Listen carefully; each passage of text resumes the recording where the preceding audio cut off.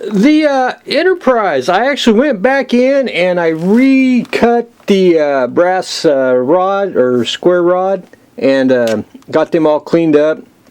And then they actually slide in and out, so when I ship this, and I'll show you later on, you'll be able to pull this out, and it's going to be pulled out to a point, and there's plenty of wire left, so you can shove it back in, pull it out. It's just going to help in shipping it, so it's going to be a whole lot easier that way. It might look a little crooked.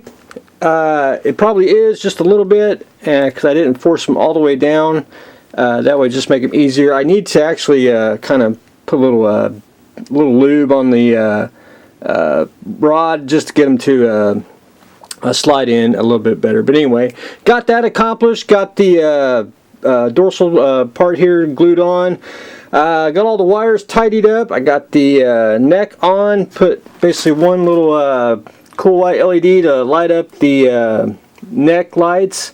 I went ahead and put the one flashing firing torpedo LED in there. Got the DLM clear part in there. I want to put the DLM blue part in. It'll be last, but this way be able to take it on and off, and so I can work in there and get that all tidy up. Make sure I still got some light leaks, which I'm going to do that later. Basically, what I want is basic construction done. And of course we got to do some tulip work and a few other little things. But anyway, we did get the secondary hull pretty much assembled. So while that dry, I went ahead and started working on the saucer.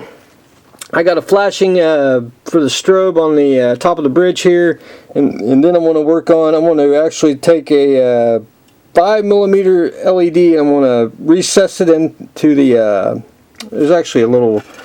The light shines on the registry. It's actually, I guess, basically right through there. And what I'm going to do is I'm going to make this come out just down, indented just a little bit, so it'll shoot the light on the registry number. And I'll be ready to basically start assembling the saucer, and then try to hopefully get it mounted.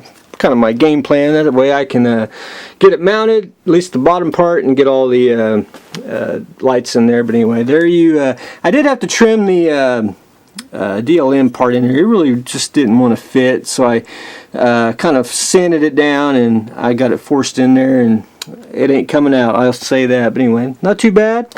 So anyway, we're getting a little closer on that, so hopefully we'll get the bottom on. That's my game plan anyway. But anyway, we'll get there. The race car, I actually went in and I sanded most of the. I'll talk about my red thumb in just a minute. I actually got most of that sanded smooth on here. On the hood, I sanded back here, which was a little rough on both sides. Where else did I go?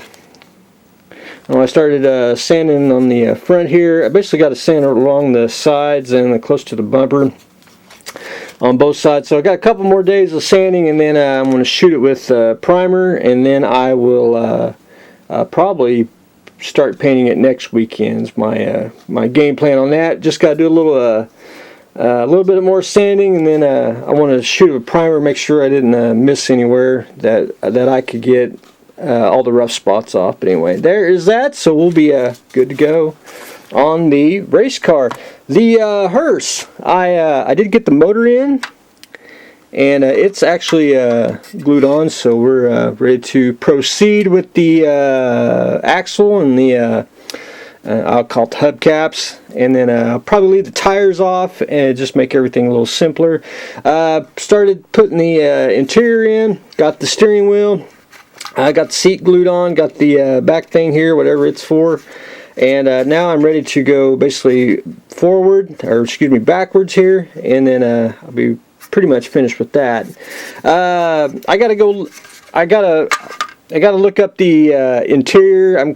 I kind of have a little leeway on the interior, but I got to look up the Hearse of that time period and just basically see what the overall color is, so I can just put a basic palette color in there, and then I'm pretty much done with that. So all I got to add is the pedals, which I try to find in the box, the gas pedal and the brake pedal, and then ready to rock and roll. And I'll just drop a deal of glue and use the tweezers and put them in. I'll be ready to go. So anyway, Hearse is getting closer.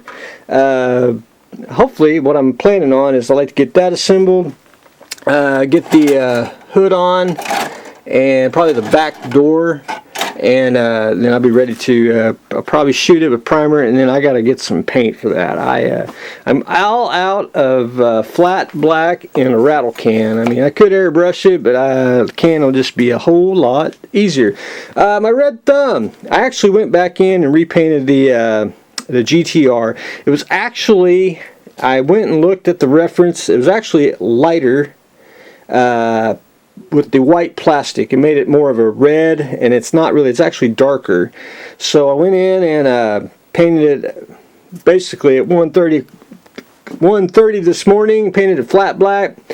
Hour or two later, went dry under the lamp here, went back in with my 2015 Nissan red there, and shot it one more time, and I got the correct color, so I'm happy with that. I did that on the body here, and did it with the front end and the back. So on the back I already had the bottom painted black, so I just basically reversed the tape, masked that off, and I painted that, and now I'm ready to assemble it. So I'm going to let that sit for a day.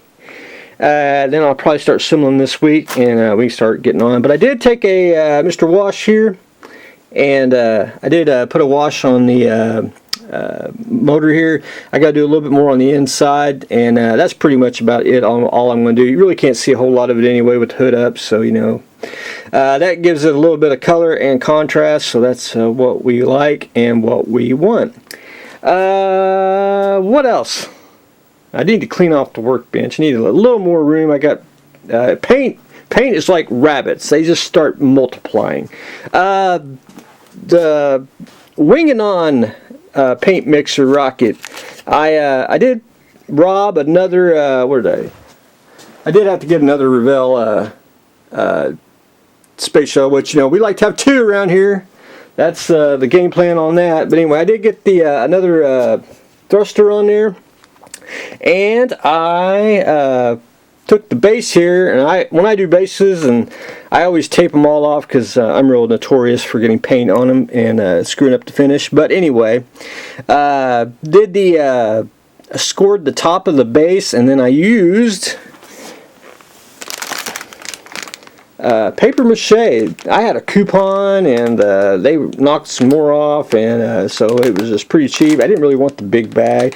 I was going to get celluclay, which is usually what I always buy, but it was $1 more, and I wanted to try something different, so I thought, why not? I'll use this. I always see this at the craft store all the time, so I thought, well, now I got a lifetime supply of it.